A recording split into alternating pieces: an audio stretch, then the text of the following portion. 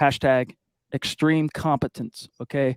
And he's got his warts. There's some things about him people don't like, Jim Harbaugh, et cetera, but that's something, Zach, he exudes with gusto.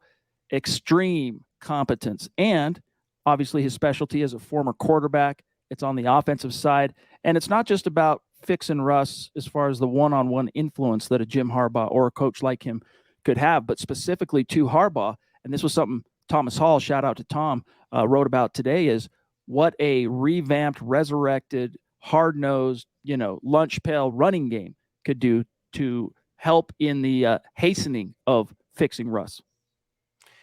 Yeah, and that's all what it comes down to for the Broncos. They're tied to Russell Wilson for at minimum, one more year. So why not hire a coach that can get the most out of him? And if you like Jerry Rosburg on the sideline yesterday, and I certainly did, then you're going to love Jim Harbaugh, who's very much the same type of, I don't know about disciplinarian or authoritarian, but very hard-nosed and rigid in his way or the highway. But that's what the Broncos need, Chad. That's why they responded the way they did yesterday under Rosberg's watch. They need a kick in the ass that Nathaniel Hackett wasn't providing. One more note before I forget on the Harbaugh rumors.